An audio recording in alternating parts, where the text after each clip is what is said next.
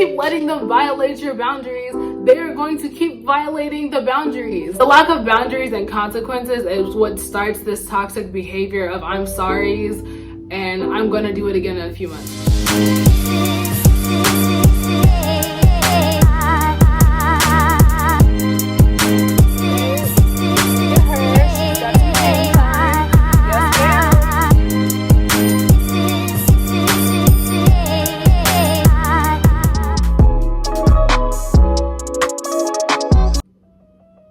I fear we are becoming overly socialized to hate men, and hating men will not solve anything. And I say this because there are people that are, such as myself, who like interacting with men, who like being in relationships with men, who, just want a boyfriend. When the entire internet is deciding that we should only have face value relationships with men and not to get too invested with a man and all of those things, where does that leave you? Confused. Because I feel like when we are constantly socialized to hate men, when there are women that desire a relationship, you are predetermining that you're probably going to be in some mess because men are terrible. And that's not to say that two things cannot be true at once. Men can do terrible things and do terrible things, but we as women, straight women anyway, which is the perspective that I'm coming from, also desire things from men, which could be a relationship, it could be financial stability, someone to take care of you, it could be babies, it could be a family, it could be all sorts of things. There are a plethora of reasons why women decide to get involved with men, even though we are told that it could be a lot of mess involved. So if you understand that men can be shitty, but also desire a relationship, where does that leave you? I'm gonna tell you, it's interacting with men smarter. And I know that sounds like dumb and like overly simplified, but it really is. I have, observed from the outside because I have been in a relationship for 5 years, and also we're kind of in and out of relationships before this 5-year relationship. But I got a chance to observe a lot of things, and I'm also observing my friends and their experiences with dating, and I came to the conclusion that we just need to use our emotional maturity to our advantage, because we all know that men tend to not be as emotionally mature, and we need to take that and run with it. This is not a foolproof way to not get caught up in some mess with a man, but I will say that this probably will limit the mess and limit the amount of times you get overly invested with someone who you have no business being overly invested with. If you are like me, Taurus energy over here, you guys already know, I have the tendency, or did have the tendency in the past, to just see something and just decide, or see a boy and just decide we're going to pursue boy. I have a very Ariana Grande 7 Rings mentality. What are we doing? Okay, like I was saying, I could know a boy for 30 days and decide we are getting married. And I'm 22, about to be 22. I imagine if I were dating, I would have let that mentality go. There's a lyric that Ariana Grande said, "Oh, I saw your potential without seeing your credentials." I love that line. And that's my downfall when it comes to people in general, but especially with boys. I can just, see their potential, but the credentials are not there. I learned, particularly from my ex, is that you actually have to spend time getting to know boys, but people in general, but like for the sake of the conversation, you have to spend time getting to know boys. Because let me tell you a little secret about people in general. People cannot pretend usually longer than 3 months. And if you're my ex, longer than 30 days. I don't know why this is, but people usually cannot pretend to be the person that they are presenting to you for longer than 3 months. And I know 3 months seems like a long time, but spending 3 months trying to get to know someone in the real person that they are and not the person that they're presenting you seems like a fair trade-off than deep diving into these relationships and situationships with people and not really knowing who they are, because first impressions are almost always wrong. You don't know what you're looking at and what you're dealing with when you are first talking to people. People are always going to want to put their best foot forward.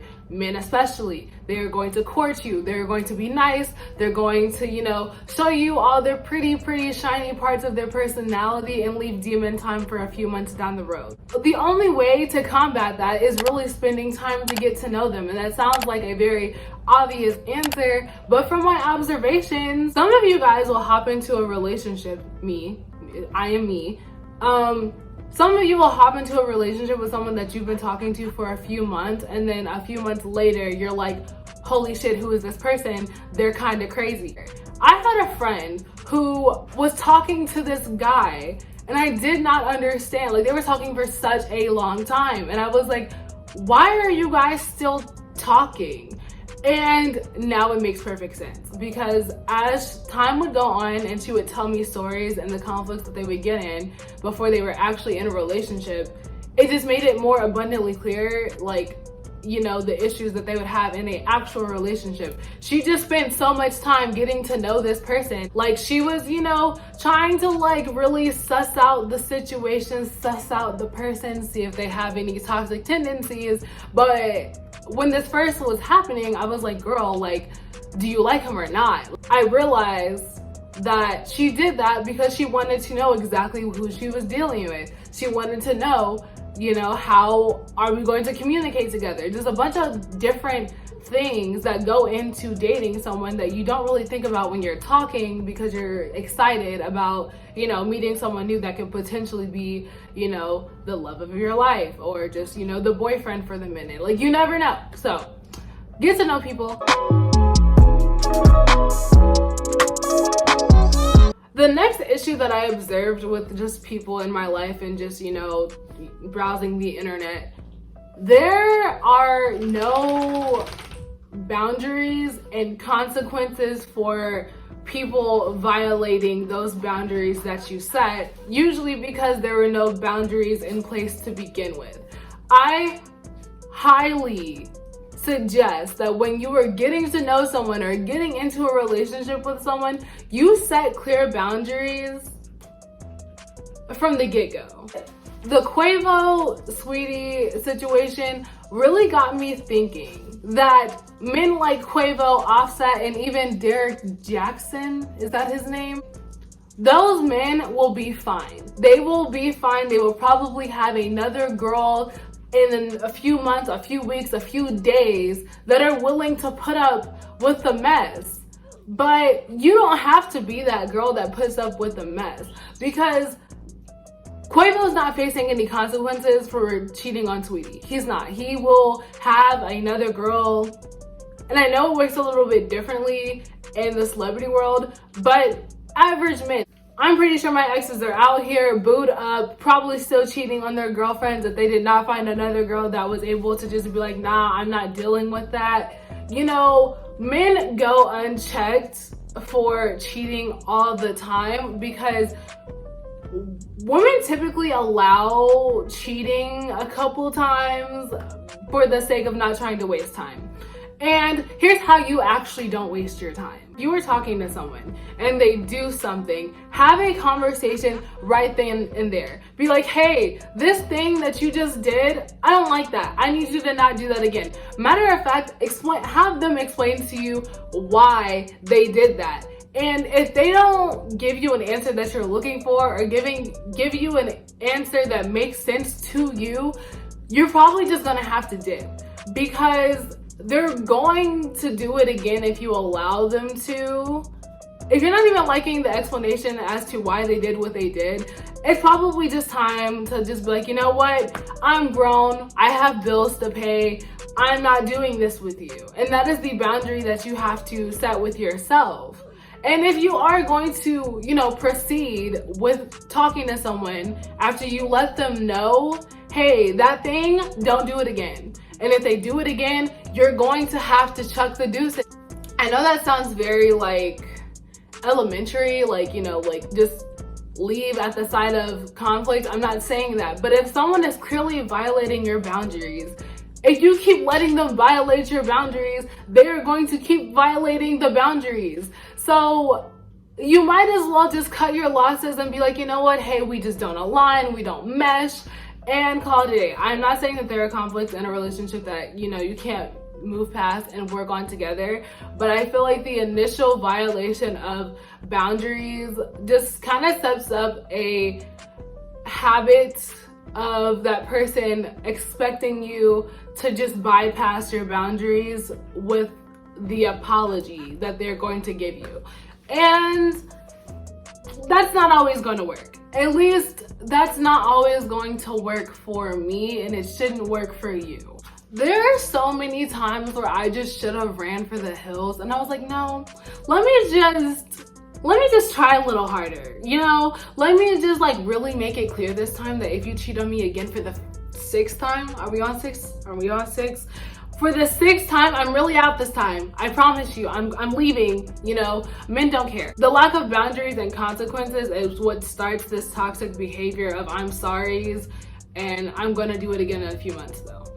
Like, we just gotta be smarter and more intentional about like our relationships for sure. And I don't mean intentional like dating to marry. I just mean like just be more intentional with your time and be more careful with yourself, so that way other people are more careful with you. I realize that when you're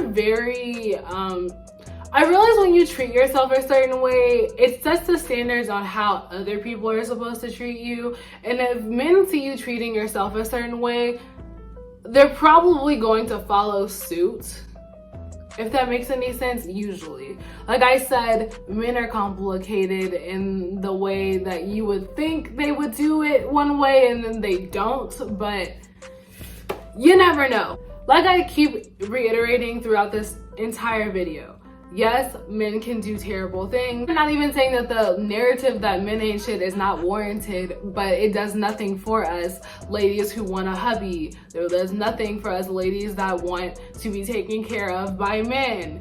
Like, yes, you can be an independent bad bitch, but why can't you be an independent bad bitch that also has a husband/boyfriend that is willing to take care of you? I'm just a firm believer in working smarter, not harder, and I just feel like these simple things will just make it a lot easier for a lot of women to, you know, navigate the dating world and just not put up with a lot of shit. I think these are basic principles that we just fly over because we do get very excited to be in a relationship. It's human nature to be excited about, you know, potentially like dating someone. Dating is fun. Dating can be fun. Dating is supposed to be fun. I am no love professional. This is just what I have been observing over the years and why I just wanted to talk about it from this standpoint. I am going to go. Thank you guys so much for watching. I know my last video was a little like, what? I was just going through something. Not really sure if I'm gonna leave that up. But there's plenty of other content on my channel. You guys should definitely check that out. Hey, it's just a person. Relax. Relax. Relax, it's just a person. Okay, we can be happy together. Okay, so like I was saying, be sure to subscribe to my channel. Thank you guys so much for watching, and I'll see you guys in the next one.